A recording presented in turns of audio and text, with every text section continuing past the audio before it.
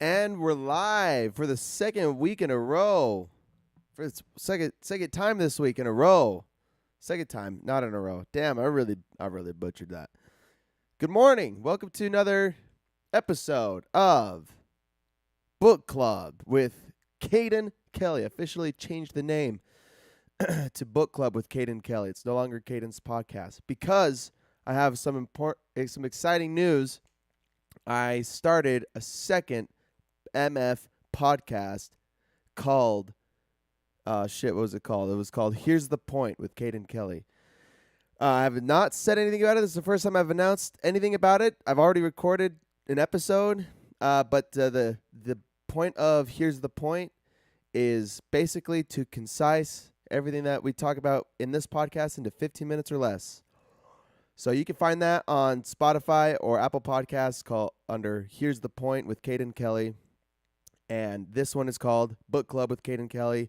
This is still my main jam because I love the long form conversation that we can have here to when we talk about books. And if this is your first time joining, Book Club with Caden Kelly is a place where I come to discuss books that I read every week. And it keeps me accountable to myself, helps me get through the books, helps me learn the content of the books, and then I try to come up with practical advice to apply so I can become the mantra. I've nailed down the mantra to become healthier, happier, wealthier, and wiser. Yes, that's the mantra, baby. So that's what this podcast is all about.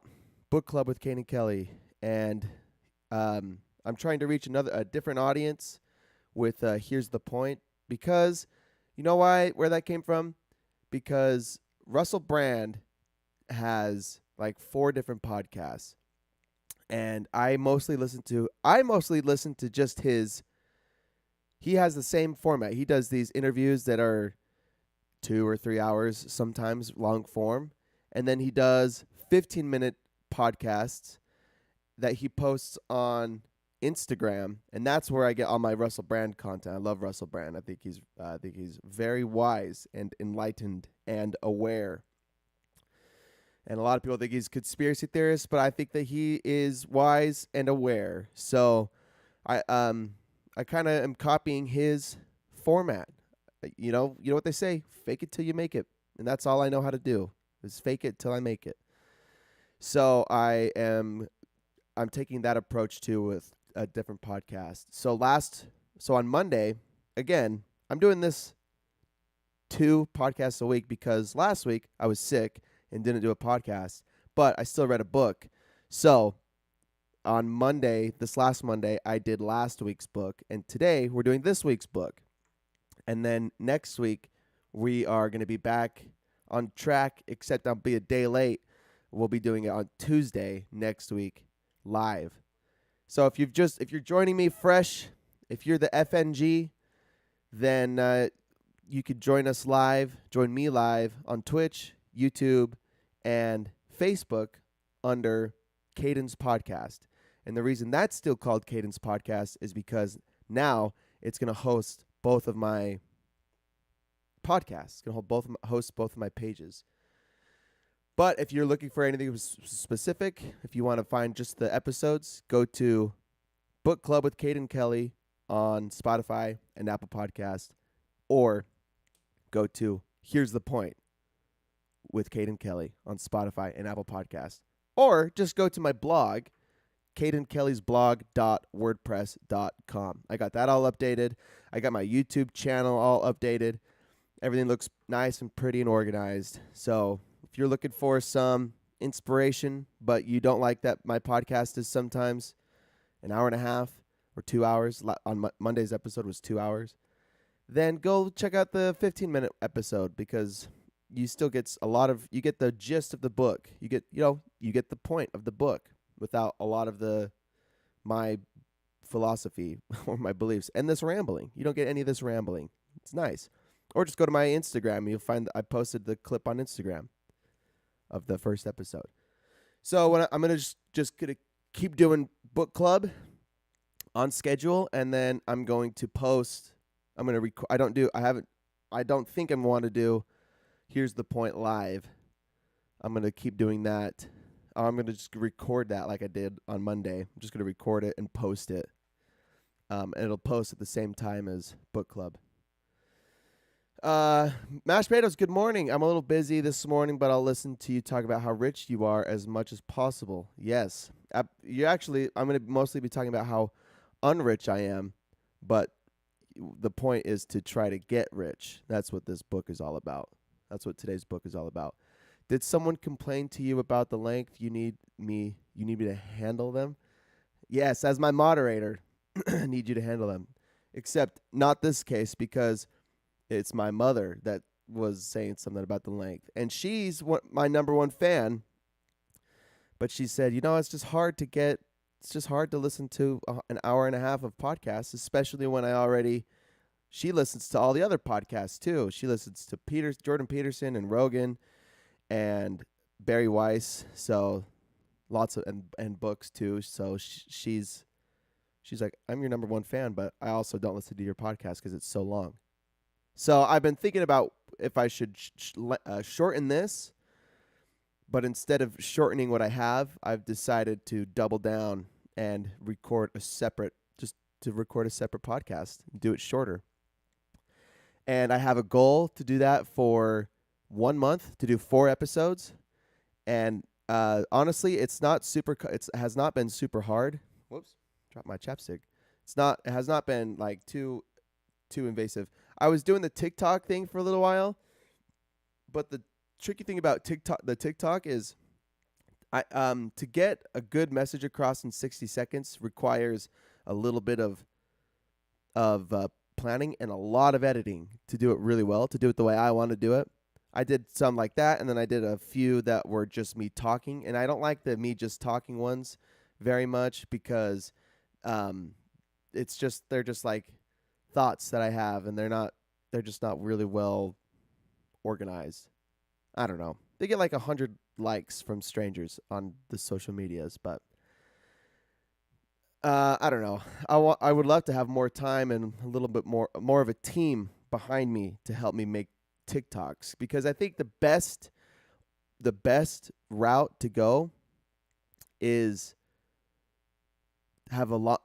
The point is I want to reach the right people, and I know what audiences are like. I have an idea of who's listening to what, and long form podcasts work well for some people. Short form podcasts, 15 minutes or less podcasts, work great for some people. And then I know that the TikToks, the 60 seconds, the 120-second videos are probably top notch, reach the highest audience. They're probably, that probably reaches the most people. But like my brother, my youngest brother, he's like, dude, you got to make more TikToks, because that's all my friends are doing is they don't listen to podcasts, they don't listen to books, they don't read books, they watch TikToks. And those young adult, late adolescent kids, teenagers that are turning into adults are part of the audience I want to reach, to inspire, to be successful, to be healthy, happy, wealthy, and wise. Those are the people I want to reach, to inspire. And that's, I think the only way to reach them is through TikToks. But I have not come up with a solid enough plan, or I've not executed well enough to make the TikToks for the kids. The kids, they're hungry. They need it. But I haven't done it. But I'm working my way. I think best case scenarios have those three: long form, short form, and TikToks. The little reels, the Instagram reels, 60 seconds or less. I'll get there. I've had a historical 2 weeks, honestly. I hired this kid to clean carpets with me. He's all trained up. He's been going out by himself. He's kicking ass. My brother has stepped up. He's wanted to clean carpets this week, so he's been cleaning with Brandon, and they're both kicking so much ass, which has allowed me to do a lot of legwork behind the scenes, behind the computers, to get some more work, to start building the business the way that I think it needs. I've read a lot of these books on business management and leadership and entrepreneurship, and this has been a critical step forward for me in my journey as a small business owner. And today's book is going to be, today's book goes right in line with that chain of thoughts. So let's jump right into it. Huh? Did you get your coffee, though? You got some coffee?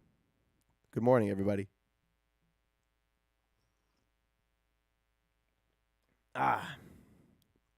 Got this new hazelnut creamer. Oh, it's insane. Traction. Get a Grip on Your Business by Gino Wickman.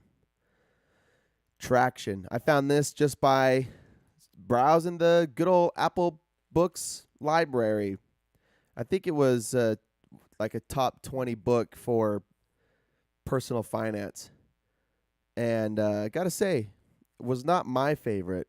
I think part of my issue was it was incredibly repetitive and very similar to the E-Myth. Remember E-Myth by Michael Gerber? It's pretty much the same book. So it's really good, but I tuned out for a lot of it, unfortunately. I didn't give it as much attention as I should have. I'm just being honest, being straightforward. I still got some notes. I think we'll still have a good conversation, but not like any groundbreaking content today, which is fine because success comes through consistency and repetition and good practice, right? So this is just more good practice. There's no bio on Gino in here. I'm going to have to Google him. This book was written in 2011 and as part of the Traction Library. So just like E-Myth Worldwide, E-Myth by Michael Gerber has an entire library of E-Myth books, and he has a company that with staff that are dedicated to helping small business owners grow their companies and become established and organized and all of the juice, right? So it really is very similar. We're a Gino Wickman bio. Oh, that's weird. Gino Wickman. eleap.com. Is that going to be good enough? How much does an EOS implementer cost? That's EOS is our guy. Entrepreneur Operating System. Something like that. Whoa, excuse me. That was inappropriate. Okay, waterstone.com. That's where we're going to go for his bio. Just kidding. It's not on here. Where is... Okay.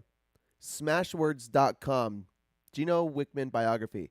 An entrepreneur since the age of 21, Gino has dedicated his life to learning what makes businesses thrive. At 25, he took over the running of the family business, which was deeply in debt and in need of help. After turning the company around and running it for 7 years, he and his partner successfully sold the company. Gino developed the Entrepreneurial Operating System, a practical method for helping companies achieve greatness. Over the last 8 years, he has taught the EOS process to hundreds of business leaders in more than 90 companies. The results speak for themselves. Companies that implement EOS grow by an average of 18% per year while eliminating common frustrations and experiencing more enjoyment. Not a lot of credentials from the homie, but he has had some success flipping and growing businesses. He's one of the original 10 members of the Detroit chapter of the Entrepreneurs Organization and served twice on its board of directors. His belief: you cannot build a great organization on multiple operating systems. You must choose one.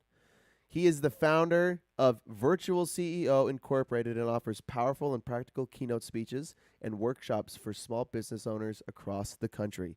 Let's go, Gino Wickman. All right. Let's talk about your book then, mother effer. All right. I'll close you up. I got the green light on today for cash. Green equals money. So we're focused. All right. Yeah, notes are scarce, but I took some notes. I think a lot of the book is anecdotal, telling like he will share principle and then spend 90% of the chapter telling a story about the principle. So, I got the main points here. I also started reading this last week while I was really sick, so that didn't help me focus on a lot of the content. Jeez, I'll just say, I said it last on Monday, but it's so fucking hard to focus on anything when you're not well. When you're sick, like I can't even focus on the small things like doing the dishes or watching TV. I would watch TV and I would start feeling sick, and then I would lose focus on everything. It's so hard. It's so hard to move forward. So like when people are chronically ill, or they're just been unhealthy their entire life and they feel like shit all the time, it's hard to flip that around because those negative feelings compound and become tougher and tougher to break. So when people are like, when someone's like, stop being lazy, and if you want to be successful, just stop being lazy. If you want to be healthy, then stop eating shit food and just go be productive. It's not like you don't just say that and then you're like, okay, I guess I'll just go be productive, and then you feel better. All of that negative, bad feeling compounds over time. And I was only sick for a week, so I didn't get it. But I had my colitis for a year. I was really sick for a year, and it's so tough to stay focused and to make steps in your career, financially, emotionally, academically. It's really tough. So, just trying to get through the book last week was tough, and yeah, man, small steps.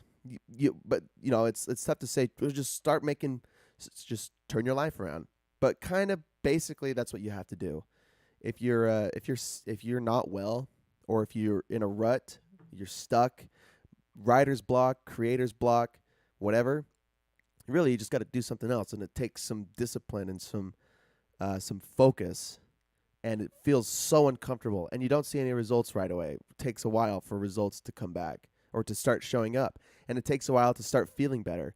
Like it's Thursday today, and I've been healthy for 5 days, and I've been going back to the gym and been reading again, and it's fucking hard going back to work. It's hard.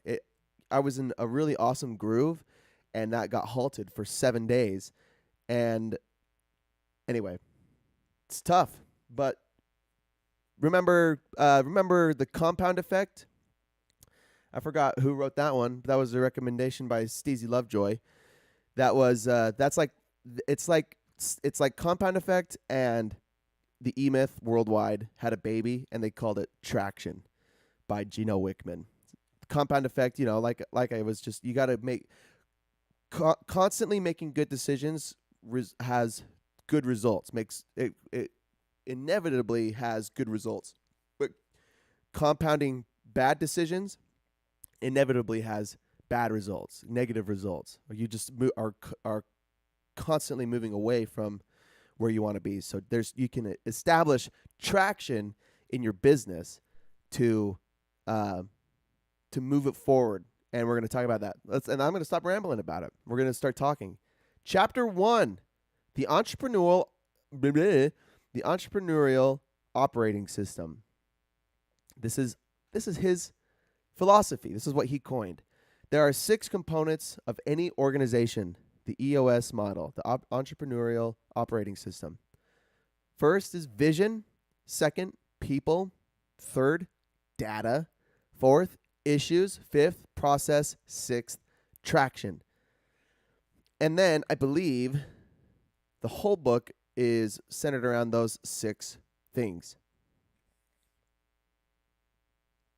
So that's those are the 6 key components of the entrepreneurial operating system. Chapter 2 is letting go of the vine. You are not your company. It is its own entity. You must embrace these 4 principles. Build and maintain a true leadership team. Hitting the ceiling is inevitable. You can only run your business as one operating system. You must be open-minded, growth-oriented, and vulnerable. Vulnerable. Remember the whole Vulnerable book? Remember Brené Brown? That was about leadership. Leaders got to be vulnerable to. People in general have to be vulnerable if they want to move forward, if they want to see improvement in their life. They have to put themselves in uncomfortable positions, in places that they're unfamiliar with, and really expose themselves to elements and to principles and to systems that make them uncomfortable, if it will help to learn new things, to move forward in their business, but just in life as well, in your health, in your education. You have to go places and be around people that are smarter than you, and it's going to make you feel like a dummy. It's going to make you feel really uncomfortable, and it's going to make you feel vulnerable. I love that. I still love the principle of vulnerability. You don't like to feel vulnerable like when you're at war and your flank is exposed and then you get blindsided by the enemy. That sucks. That's a different kind of vulnerable, right? It's like being ill-prepared for combat. It's just being ill-prepared. But you can be prepared and be vulnerable to grow. So we're going to talk. There was a little bit more on those 4 points. But yeah, you are not your company. That's also 4-Hour Workweek by Timothy Ferriss.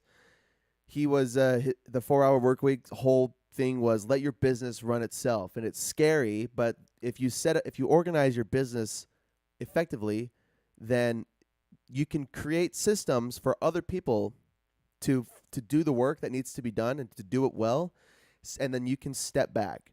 And that just the stepping back part is really difficult because it requires trust and confidence in somebody else to do work that you know how to do, that you do well, but that you can't continue doing because you have to you have to turn your focus into other things.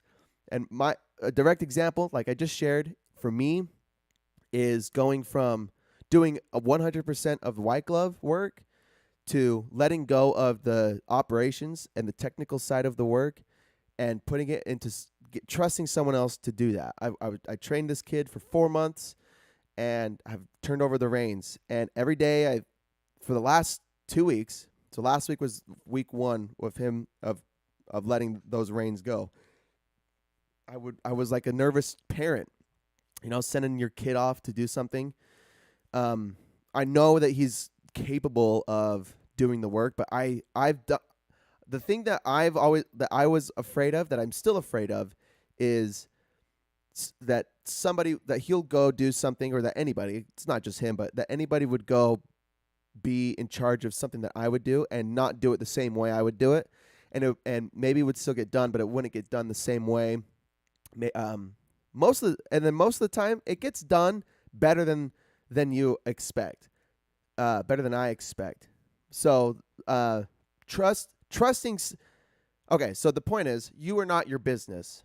You might know all of the steps to get the work done, but if you identify with your business, you'll never be removed from it. So the point of this, the point of Traction, the point of eMyth, the point of the 4-Hour Work Week is to establish core systems, core values and systems in your business that can be done by other people.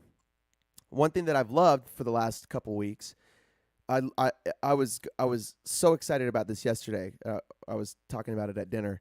We've for the last week and a half, because it hasn't been 2 full weeks, but for the last week and a half, I've done so much on the back end side of White Glove that has been neglected for the last several months because my focus has been on the technical work. Going and cleaning takes all day, and I'm so grateful that we have enough work to be busy enough to be busy all day, because that's where the money is. You got to do the work to get paid. So I've been really grateful that I've been able to go out and put my focus into the technical work and ensure confidence in my customers for repeat business, get more work, whatever.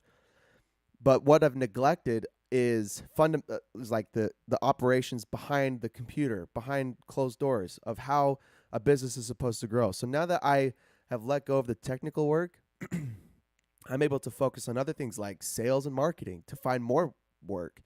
I'm able to organize I don't need to go all the way into the details, but I'm able to focus on the administration side of business, which I've also hired out. I have a friend that's doing the administrative work for me, and which saves me even more time.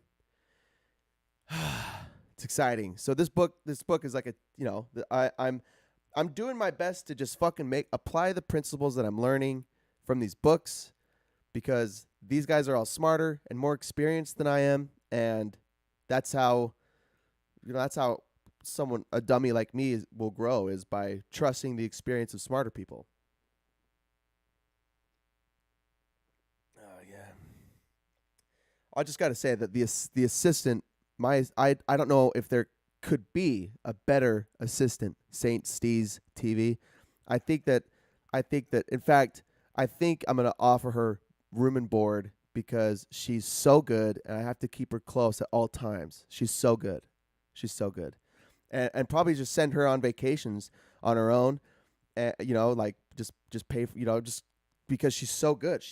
I can't believe it. Okay, so that's where we're at. This chapter. Oh, I'm sorry. Okay, so the 4 points of letting go of the vine is to build and maintain a true leadership team. Hitting the ceiling is inevitable. You can only run your business on one operating system, and you must be open-minded, growth-oriented, and vulnerable. These 4 principles reinforce: trust others to do your work for you and provide them with ample resources. That's one thing. It doesn't have to be. This is not about all personal experience. Let's read the book. Trust others to do the work for you and provide them ample resources. If you structure your business well enough, if your systems are detailed and simple and clear enough, then it's nearly impossible for anybody to fail. And really, what Jocko Willink says, a true leader takes extreme ownership of all scenarios, or just of his business, of his life. And if you create a system and someone takes over that system, and sales go down or customer satisfaction goes down in their department or whatever, then that's not their fault. That's your fault as the leader. Either you didn't train them well enough, you didn't implement your structure well enough to them, your system that you created sucks, or you hired the wrong person. One thing that we'll talk about in here is there are right people for the right seat for the right job, but there are wrong people for the right seat, and there are right people for the wrong seat. So either you hired the wrong person for the job or the system that you created sucks. But Jocko emphasizes extreme ownership as a leader in all areas of your business. That's the only way you can grow. It's the only way you can improve. I'm not for sure, Steez. Yeah, I'm not going to read that out loud. Sorry, I'm just not going to read that out loud. You guys can have a conversation in there, but I'm not going to read that out loud. Yeah, trust others to do your work for you. It's actually more difficult than it seems, especially because I think I have OCD and I have to be oriented on everything. I have to be involved in everything. It's hard to just remove myself from all aspects of work. Nice job, Hayden. You're derailing the podcast. Yeah, come on, man. Let's focus on traction, okay? That's all I was saying. The assistant that I hired is excellent. That's all I was saying, man. Look at this guy. Leaders must have these qualities. Simplify the organization. His number one rule is keep it simple, stupid. KISS. The simpler, the better. Delegate and elevate. Predict long-term and short-term systems. And structure your business the right way. Simplify the organization. Delegate and elevate.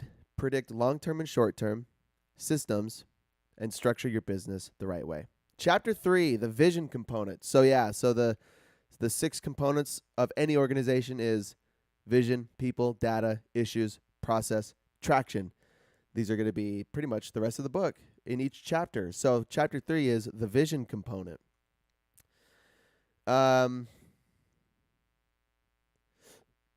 Vision is clearly defining what your organization is, where it's going, and how it's going to get there.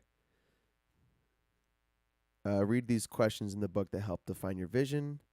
Read these questions to understand your business's core focus. Well, I don't know if I want to do that. I kind of might just glaze over that. I can't believe this. Hey, mashed potatoes. I can't believe that flipped on me. I'm being a good listener. Steve's made me do it. Yeah, you are. And you're still my moderator. Don't worry. You're still my moderator. But I just can't read that out loud. You know I can't read that out loud. Your vision should lead toward the greater good for your business to endure. So the first component of the entrepreneurial operating system, and every business can only have one operating system, is vision. So this is to me, this is about core values, and I think that's part of when it says read these. When I said read the questions to help define your vision. I'm going to go look at the questions. I don't want to read them because I don't want to spend too much time on all of this. But there are 8 questions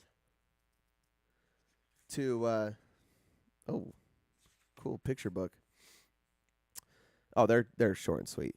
So to help you find your vision, consider these questions. What are your core values?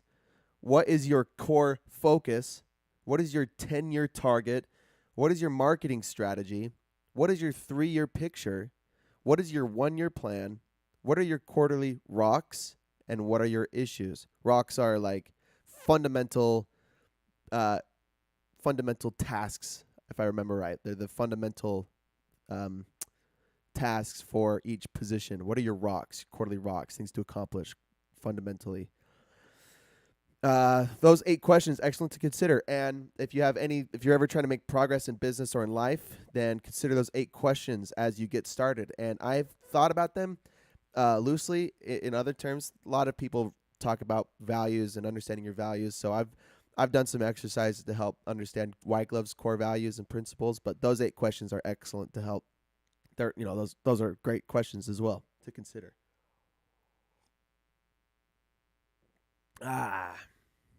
So that's vision. Where's your business going? Marketing note. The always say yes to any kind of work may get you through the first hard years of starting a business, but will only hurt long term. Understand your primary focus. This hits home. That's something that the homie said, in my words. So when Wycliffe got started, my dad's philosophy is always say yes. And So our motto was, yeah, we can do that, or yeah, we can clean that for whatever request we received. Yeah, we can do that. So we did a whole bunch of oddball jobs for a while, and a bunch of work. We figured them out as we went. And the best thing about doing that is it helped us get through the door for with a lot of people and establish good relationships that have resulted in long-term work. The issue that I have with that is because I'm OCD, I like to focus on what we're really good at. And like carpet cleaning, we're a carpet cleaning business, so our focus should be carpet cleaning, right? But we were taking jobs doing a whole bunch of like cement cleaning, storage unit cleaning, um, replacing carpet, replacing carpet pad, just a whole bunch of different jobs that we were able to work out and do. But didn't weren't our, was is it what White Glove now today focuses on? I think what works has been working so well for the last quarter for us is I've nailed down our focus and have turned down. I've learned to say no to a lot of work that comes through that. Um, because so just recently I was asked if I could clean some air ducts, and air duct cleaning is we would BS air duct cleaning. You know, we would figure it out as we went because people need a lot of apartment complexes need air ducts cleaned, so we would figure it out.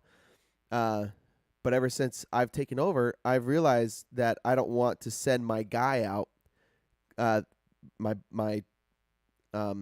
tech out to do a bunch of oddball jobs and have him figure it out. It was really stressful for me because you'd have to go spend extra time figuring out a new job, a new service, when you have a bunch of regular carpet cleaning work to do already. So I turned I decided to establish what my vision is for White Glove and to focus on that instead of being distracted or deterred by miscellaneous work that comes in.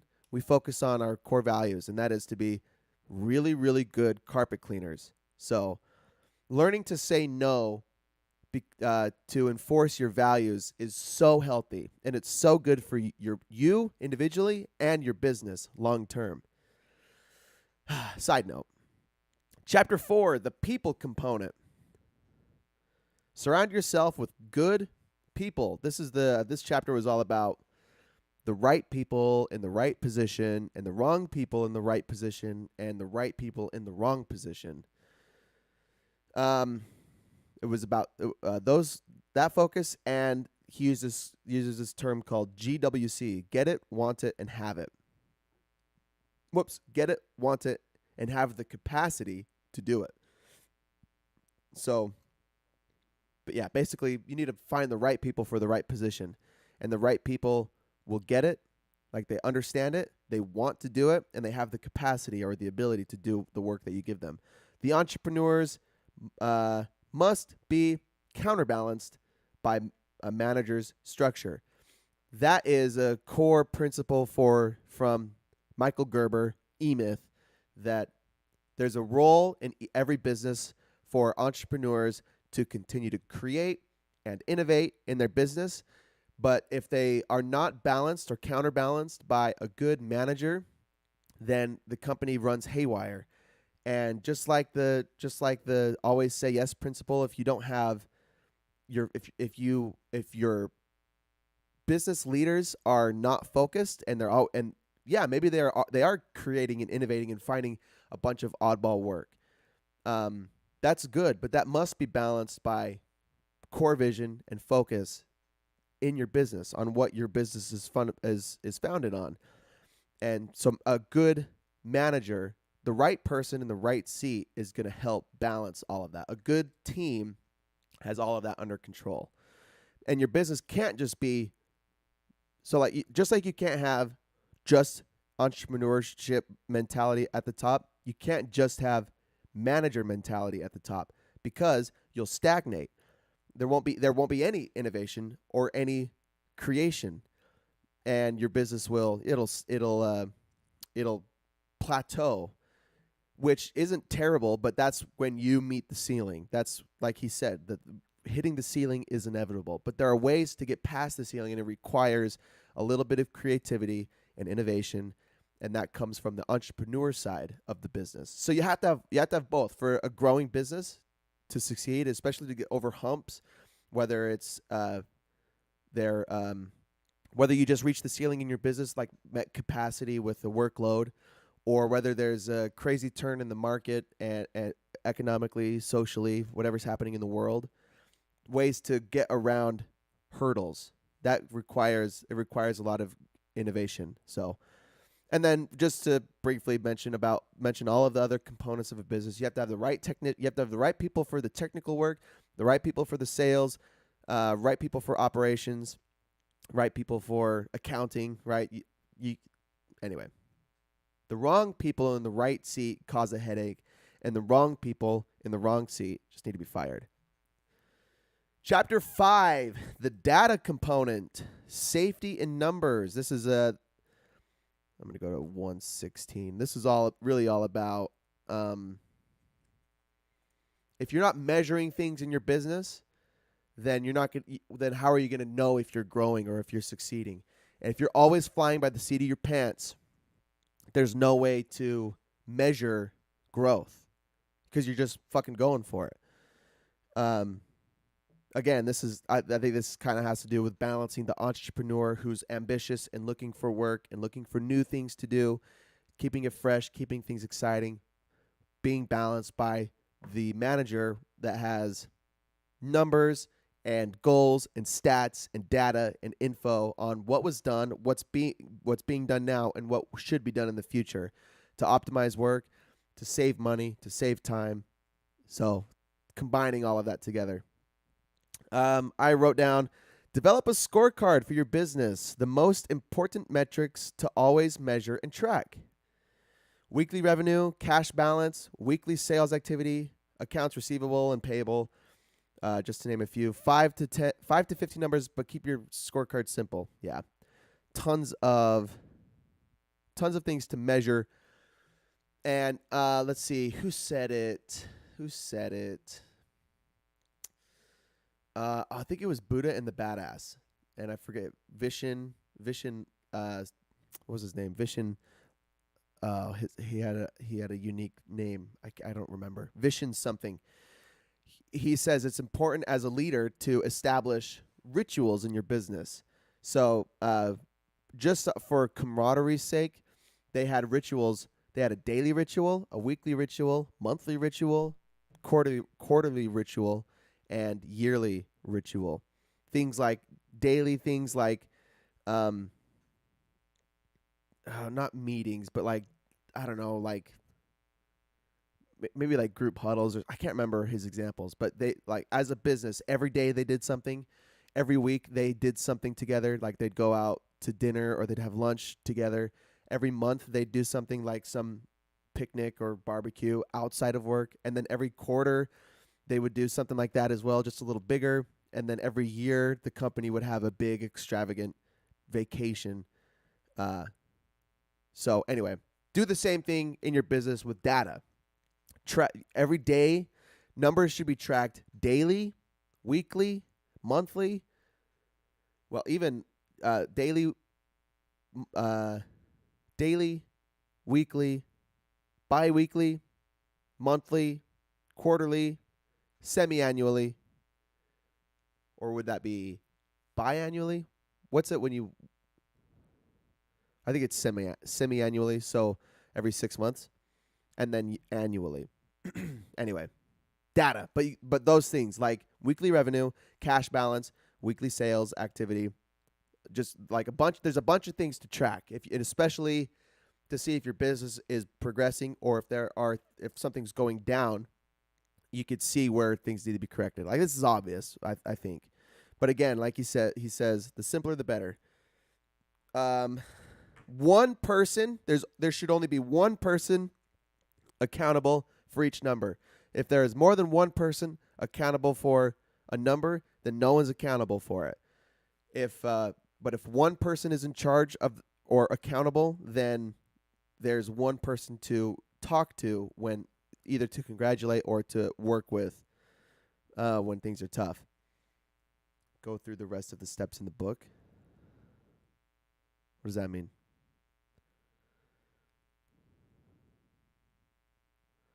Well, anyway, that's that's data.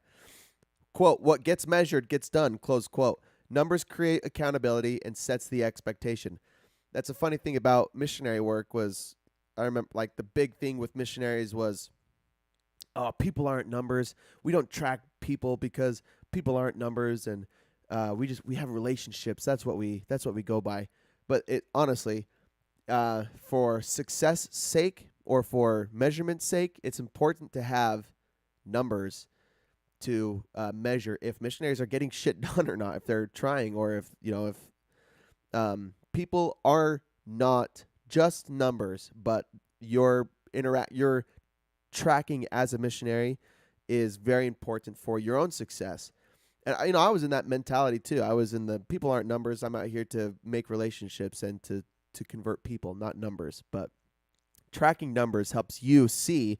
It helps you see your progress or your failures, and it helps your mission president see it, and it will inevitably allow your mission president or your leaders, any kind of leaders, to help you be successful if you are failing. But if you don't accept the fact that if you don't take accountability for tracking anything, whether you're tracking sales or you're tracking jobs completed, like I have a whole list. I have a whole list of all services completed for the last quarter for White Glove, and we have goals to increase each service, to increase sales, to increase dollar amount per job. Like there's a whole bunch of numbers to track, and that's how you grow. That's all I know how to grow is if that number is growing, your business is growing. If all aspects are growing, then your business is growing. And then again, it's inevitable that you will hit the ceiling, and it takes creativity to break through that ceiling to find the next one. And it'll take changes within your business to get there. But you have to track it first. That's the point of data. St. CZ, stingy MFs had to take the hallway out of the $99 deal. Hey, but you know what though? But we upsell that hallway, baby. We upsell that hallway. It brings our price per job that breaks the roof, baby. You don't see the details. You just lose the discount. That's all. That hallway is increasing our dollar per job. So I don't care. Our averages, they're looking good. Chapter 5, the issues component. I'm going to go back to my book. Chapter 5, or chapter 6. Wait a minute. Oh, I screwed this up somehow. Oh, I did 5 twice on my notes. Chapter 6, the issues component. Decide. I took very few notes. I took one quote. Yeah, this is where my notes start to deteriorate. It is less important what you decide than it is that you decide. More is lost by indecision than by wrong decisions. That just philosophically, I love. If you what do they say about inaction? Something about inaction being the cause for all failure. Some I was way off. I probably just made that whole thing up. But inaction is worse than wrong action. That's the point. So if you are again going back to if you're trying to improve any aspect of your life, whether it's your health or your finances or your education, whatever you're trying to improve, it is better to take action and be wrong than it is to take no action. And an area of my life where I fall short is I really take a long time. I take too long to make decisions, to take a leap of faith, to experiment something new, like to try something new, because I've said it so many times. I'm OCD, and I think about all the details of how to execute properly to the point where I usually don't execute. I don't do anything. And I'm trying to work through that by just doing shit and then seeing what happens. And I know there's a balance between making educated decisions and trying to be prepared, but there's a combination between preparation and execution. You can't just live life by the seat of your pants because you can't grow. Is this the manager and the entrepreneur balance again? You have to plan for events, but you also have to execute and see what happens. You can't be afraid of trying and failing, or trying and looking dumb, or trying and going broke. And so therefore, you'd never try. You have to try. If you want to move forward, this is vulnerability again. You have to make decisions. So in this area of the book, the issues component, the point is, if you have issues within your business, it's important to it's far better. I'll just read his quote again. It is less important what you decide than it is that you decide. More is lost by indecision than by wrong decisions. And most of this chapter it's about this. It's about having like an open dialogue within your business to talk about issues and resolving issues. If your work culture shuns or shames discussion about problems, like if my tech came to me and said something like I don't like the way that we have this set up with how we schedule jobs and how we close jobs, and I'm arrogant or egotistical, and I say, well, that's how we do things, get over it. Then shunning and then punishing him for challenging my authority, my white glove authority. Then you create an unsafe work environment and you don't allow issues to be resolved. But if as a leader, it's my responsibility to take, again, Jocko Willink, take responsibility for what the homie is saying and come up with ways either to change the procedure, change the system so that it's more effective and more suitable for his environment, because I'm not involved. He's the one that's out doing the jobs now. I know things change all the time. It's my responsibility to be aware of what he's doing or what he needs, and either to re-educate on the system, because the system in place is what will resolve this and it's being missed, or to change the system or something else that I'm not familiar with. I'm still figuring this out as I go. But issues resolution, very critical for business. Yeah. Then he has like a 10 commandments for issue resolution. That's chapter 6. Chapter 7, the process component. Finding your way. Document all your core processes and follow them all. That's it. That's the systemizing your business chapter. That's all. That's the only note I wrote. I think I've talked about it enough. Go read the E-Myth again, or listen to that podcast, because the E-Myth was all about systemizing all aspects of your business. White Glove has 6 components, 6 areas of work, really, from start to finish, for all aspects of White Glove. There is sales and marketing. It's not really in this order, but these are all of the positions that need to be done. Sales and marketing, operations, management, administration. What did I miss? Sales and marketing, operations, which is the technical work, administration, management, entrepreneurship. I don't even know my own core values. What am I missing?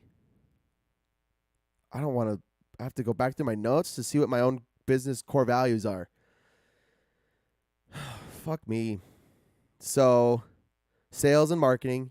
Oh, accounting. Yeah, the boring one. I forgot the boring one. Sales and marketing, administration, operations, management, accounting, entrepreneurship.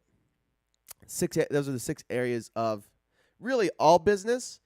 And those are the fundamentals of White Glove. So systemizing your business means understanding what your business does in all of that area. Have it clearly defined and proper, so that it can be properly executed by anybody.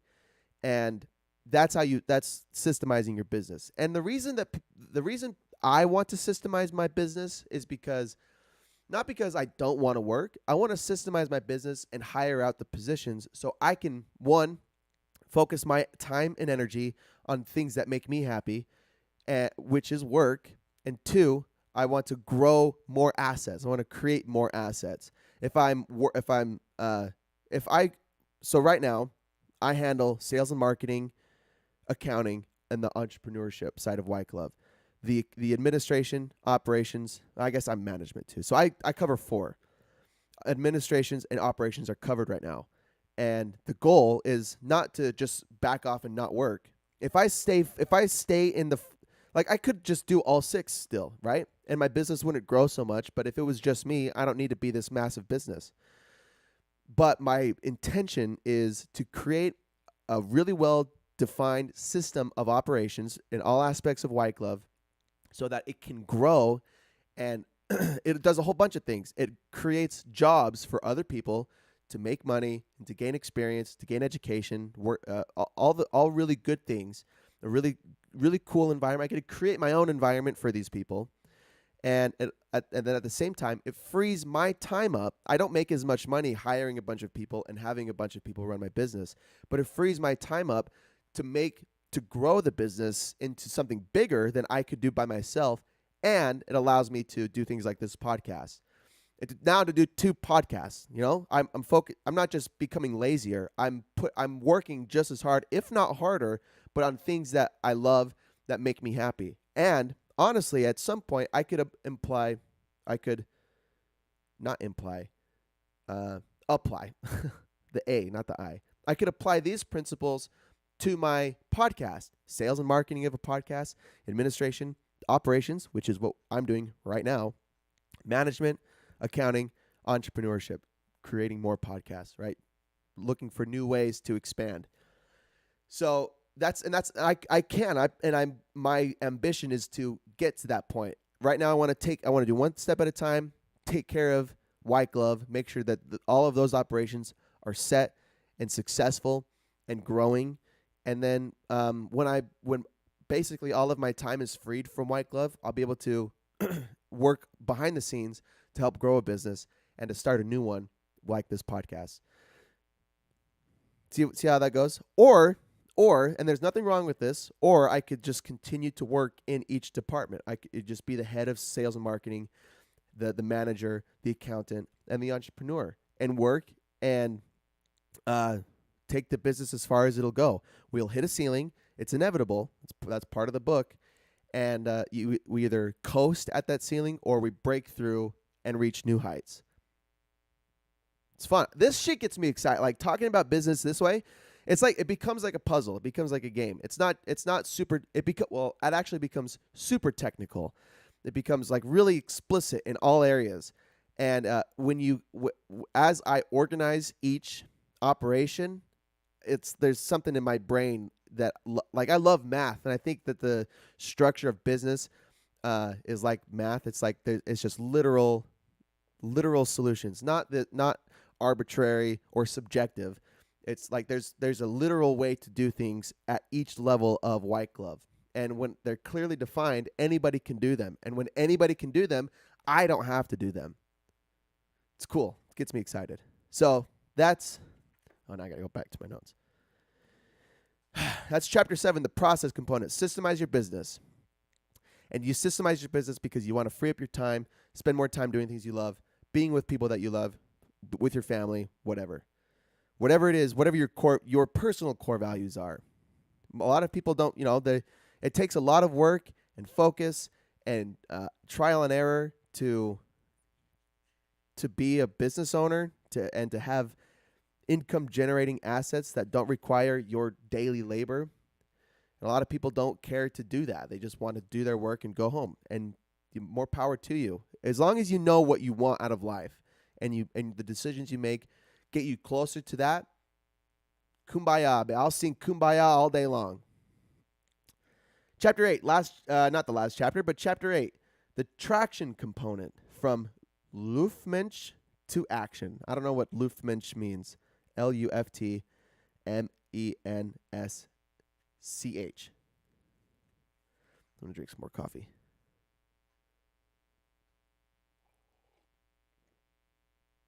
Ah, so good. Hazelnut. I took 0 notes for the traction component, but it, from what I remember, has pretty much everything to do with the compound effect. Who was that author? I'm not going to Google it, but it's like the compound effect.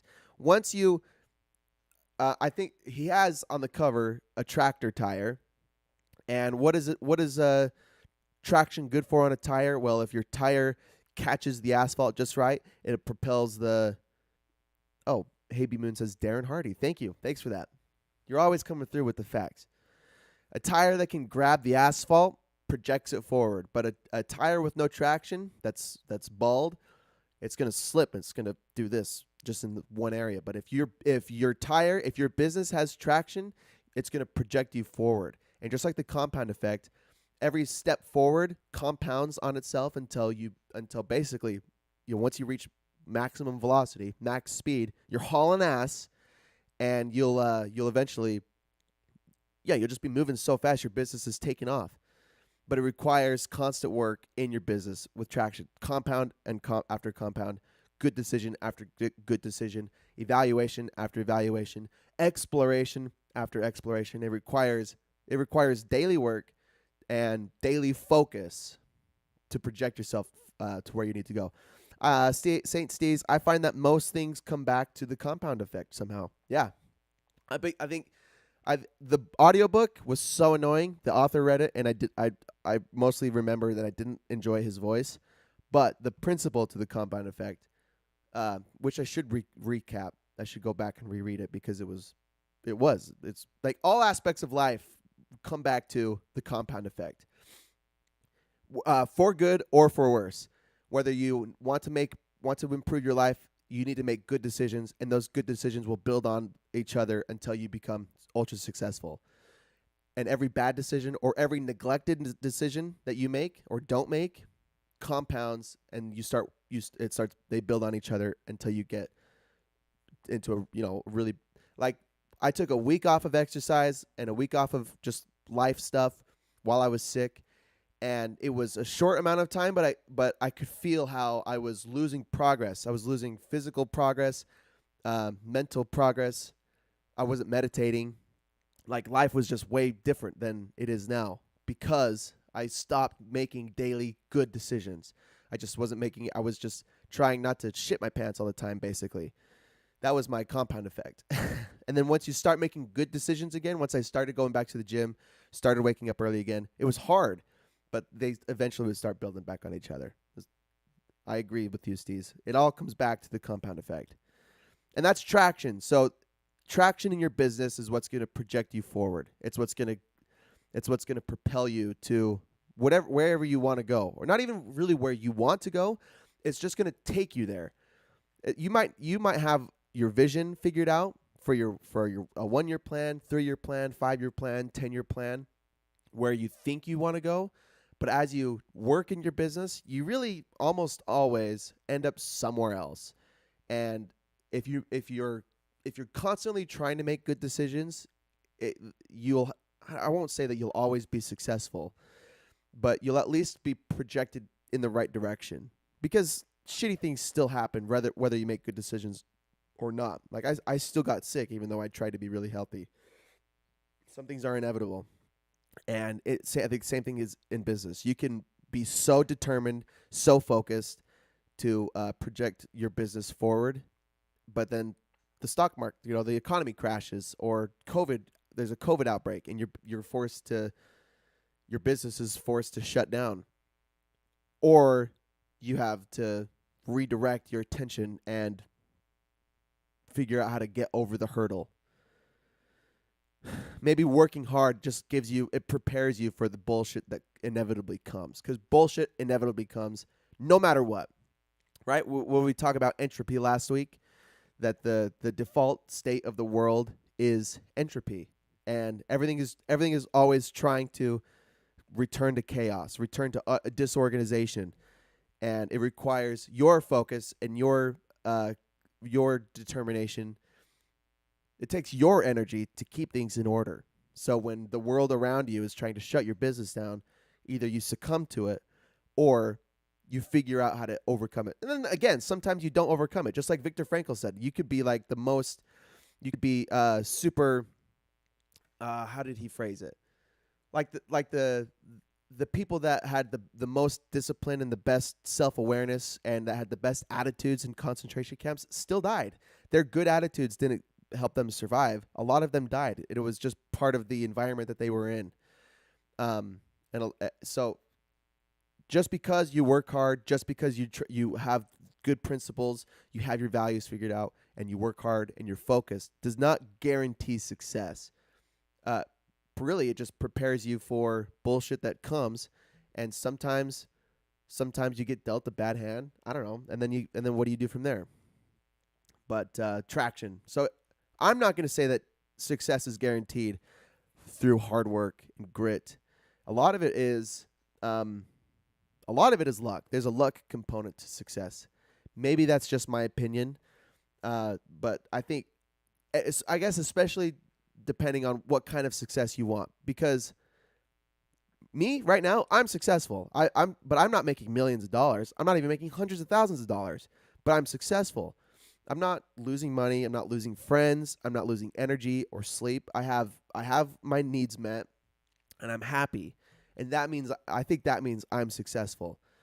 There is more room to grow. There's more money to be made. There's more friends to be had. There's bigger houses to be had. There's nicer cars to drive. But what are your core values? And how far are you going to push? What are you going to sacrifice to get all of those other things? So, yeah. And then eventually, there's always a ceiling that will always be met. Are you going to do you choose to break through that ceiling and change the dynamic of your company, of your lifestyle, and your business? Or is this the ceiling that you're going to stay at because you're happy? Mashed potatoes, luck is a big part of it, TBH, like maybe 30%. Well, I don't know where you got that figure, but I agree with 30%. Maybe I would say maybe 25%. Luck is probably 25% of massive success. But I think that success, like for a high quality of life or to be happy, luck is probably like 10%, 5%. You actually maybe even closer to like 3% luck to be happy or to have a good quality of life. Because that doesn't depend. Happiness doesn't have anything to do with material possessions. Happiness, and this is like the philosophy part of this podcast, happiness and well-being has to do more with your mental state, how you feel about yourself, and how you, if you accept or allow other people's thought of you inside. Do you allow how you feel about yourself to be determined by what other people think of you? Or do you have high self-regard? Or are you egotistical? Or are you material-driven? What do you base your happiness on? I guess success. When I say success in your business, yeah, probably luck has 25% to do with it. Ultra success, like the multi-billion-dollar companies, probably like 40% luck. But I think for happiness, just like, because remember the statistic that like optimal happiness per person, like the optimal happiness for wages is like, Mashed Potatoes said it was $70,000 to $100,000. I've heard it was $100,000 to $150,000, and it's not impossible to make $100,000 a year. It takes a little bit of work, a little bit of sacrifice, but that's like the optimal balance between work and money life to personal happiness and well-being. And then the more money you chase after that, you experience diminishing returns in well-being, especially if you become self-centered and greedy, and you neglect the important things, the things that actually make you happy for extra money. If you start neglecting your friends, your family, your hobbies, your health, because you're chasing $1 million or $10 million or whatever, then that the money that you earn does not balance out the happiness or the well-being that you've lost in the journey. So Yeah, you get to this point in life, you start making enough money, you're gonna be really happy.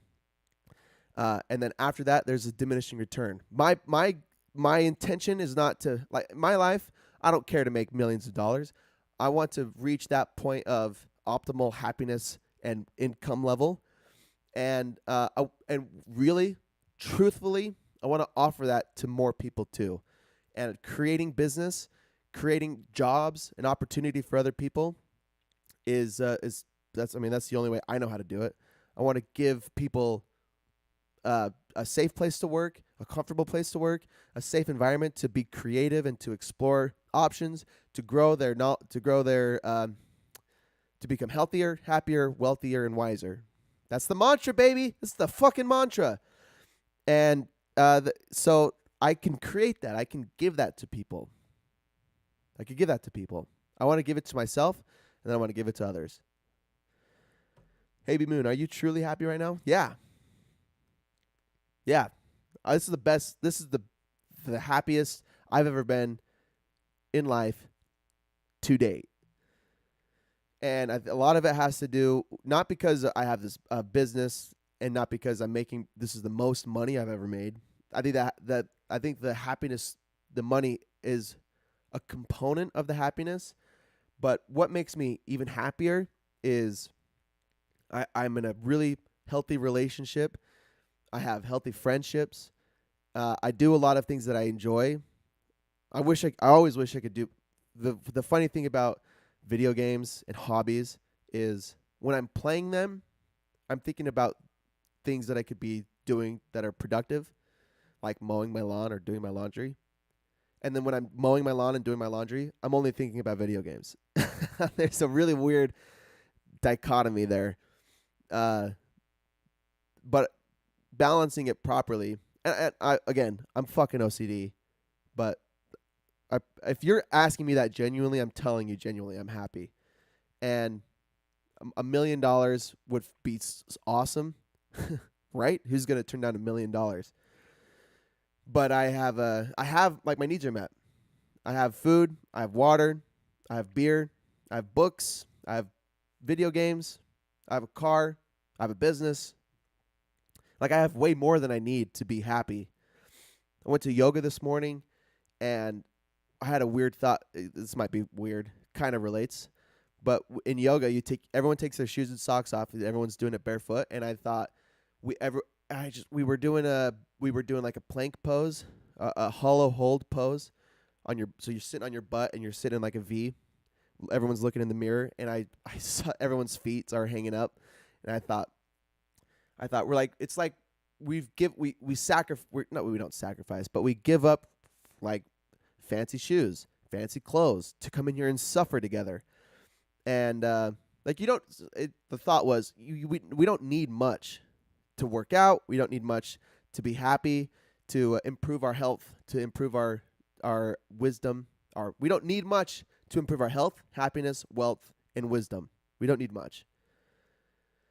Mashed potatoes, are all your friend relationships healthy though? Yeah. Yeah, some are better than others. Are you worried about something? Do you feel like we're not that good? Some are definitely better than others. I have some toxic friendships, but I mostly maintain those relationships because I take a lot of their fucking money when we play video game bets. Would be more fancy if you looked over the Nike yoga selection. Yeah, I'll get there. I don't need. I have some. I've been wearing Alpha Elite pants. They're like those tight sweatpants that I wear to yoga. I actually really like those. I don't know if I need many more pants. I was trying to be funny. I was trying to give you a backdoor to roast me. Nah, dude. We had a really unhealthy relationship for a while. Like when you kicked me out of our friend group. But since then, dude, it's all been peaches and cream. Been peaches and cream ever since you kicked me out of the friend group.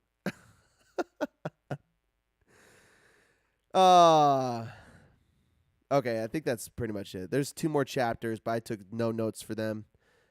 Chapter 9 is putting it all together, the grand journey. Yeah, and then getting started. So I don't care about any of those. There's an about the author, get a grip on your business, acknowledgments. Yeah, that's pretty much it. That's the book. That's Traction by Gino Wickman.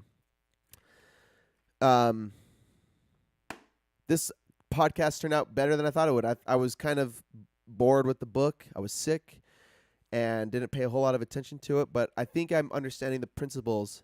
Like, I remember a lot of the content from all of those other business books, and they're all the same thing. 4-Hour Workweek, E-Myth Worldwide, Compound Effect, and Traction. They're all pretty much the same book. And they implement values from leadership values from Jocko Willink and Brené Brown. So pulled a lot of references out of my ass today. It turned out to be, I think this is an awesome podcast, especially for anyone that has ambition to grow a business or start a side hustle or to just make steps to improve their life in general. These are really good. And it always comes back to your core values, especially. It comes back to the compound effect, but every decision you make in life focuses on or is centered around your core values and your vision. So what do you want to accomplish, and what kind of game plan are you going to come up? And then you got to fucking try some shit. You got to prepare and think about what you're going to do, and then go try it. Just go fucking try it. And don't be afraid of the failure or the rejection or the embarrassment, because really no one gives a fuck.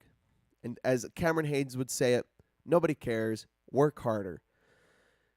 There was a TikTok of a guy who was saying, "Do you really think people really care about you, or what you, or like, do you think they really think like are judging you all the time?"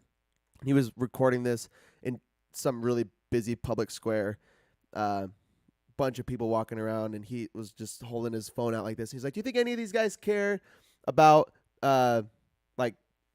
about me doing this? Like, I'm being loud and obnoxious, and then we're just gonna all go our separate ways, and it doesn't really matter." So, if you have something you want to try to do, go fucking try it. Go do it.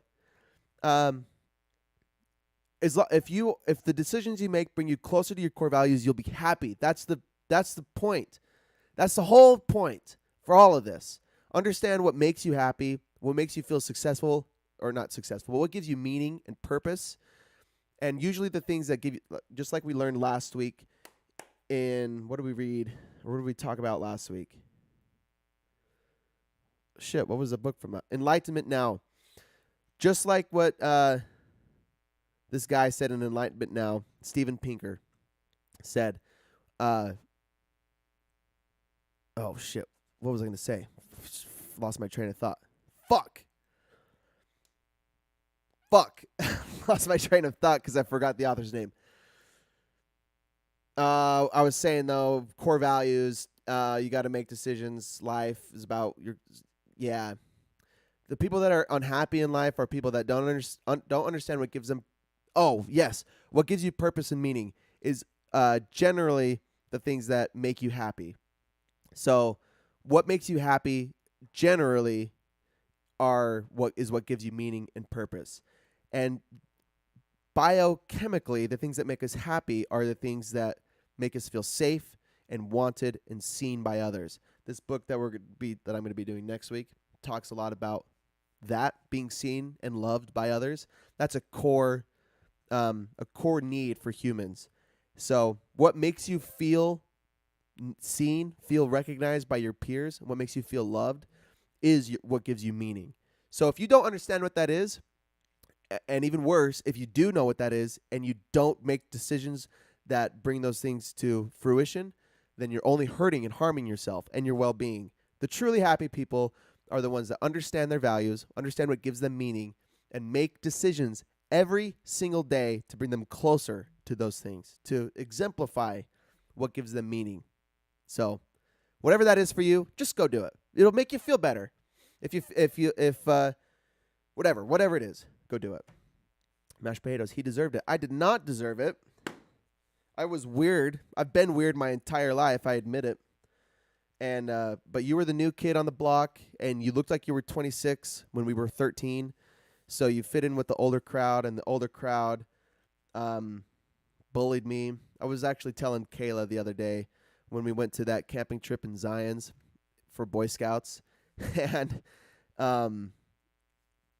Devin Stone was roasting me, and I remember he was bullying. He just like was straight up bullying me. You, Devin, and Carson Shawley, and I got so worked up. I said, Devin, go to hell. It's one of the first times I intentionally swore. I remember it. And he was like, oh, well, you think you're so tough because you swear? And I was like, yes! I was so worked up, man. I ran away. I was just so neglected by my peers. It's so funny to look back on now. Kids, man, teenagers, those are fun. Some fucking pussies. Some weirdos. No, that was mashed potatoes. That was the most messed up thing I've ever done. I've never recovered. No, dude, we were so, we're good, right? Right here. Put it right here, son. Right in the chest. We're good. I'm not worried. I have I read books now, so I do yoga. I meditate. I'm over it. I've recovered. I'm fine. All right. That's it. That's traction. Next week, I don't want to spoil anything. So I'm just going to say next week's book that we're going to be doing on Tuesday, and Tuesday is going to be May 10th. On Tuesday, May 10th, we're going to be doing Get Out of Your Head by Jenny Allen, stopping the spiral of toxic thoughts. I don't want to spoil anything about it. If you know anything about it, we don't have to talk about it, or we will talk about it, but you'll know what I'm talking about probably. I'm like halfway through it now. We'll be ready for it for Tuesday. And again, check out my, if you like this, or if you want a refresher on a book, my goal, I told you, is to do four books for, Here's the Point with Caden Kelly. I'm going to do four books, the 4 books, just like the 4 next books as I do them. But I also want to go back and redo, I want to re-explain 4 older books, the 4 books that I love. I just decided I'm going to do that. So there'll be a total of 8 podcasts on Here's the Point. And one thing that I love about that is I'm going to post them on Instagram too. So they'll be on Spotify and Apple Podcasts, and they'll be on my Instagram, Caden's Podcast. That's the handle for Instagram. You can find it there. Mashed Potato says, now we're telling Jackson to go to hell. Always comes full circle. Man, I love that kid. And, he was a homie in high school. But, man, it was that band thing, man. The band almost backed out on us the week before for moving day, to move somebody. So, anyway, yeah, everyone can go to hell. Go do something this week that brings you closer to your core values. You'll be happier for it. Go check out my blog. I don't write or do any TikToks these days, but it's got links to all my shit. I hope I'm going to at some point I'm going to reevaluate my writing goal. Oh yeah. I told you that long form podcast, short form, and TikToks is that's the like the trifecta of optimal audience reach. But there's also blogs. I got to write blogs too. People love reading blogs. Some of them do. So I want to reach people. But I need to create a system just like traction in my business. I need to do that in my podcast at some point. I'm focusing on my work business. I guess I could kind of do simultaneously, but I don't want to half-ass work. I don't want to half-ass carpet cleaning, and I don't want to half-ass my podcast because I love both of them. And White Glove is what puts money in my pocket right now. It's what pays the bills, and I kind of need that, so I can't neglect that for podcasts at all. So I should just be more focused. If you ever want to get anything done, it requires focus, and the more shit you want to get done, the more focus it requires. So, in any case, go write down your core values, think about them, and then do something this week that the rest you got 3 more days the rest of the week to do something about them, and you'll be happier for it.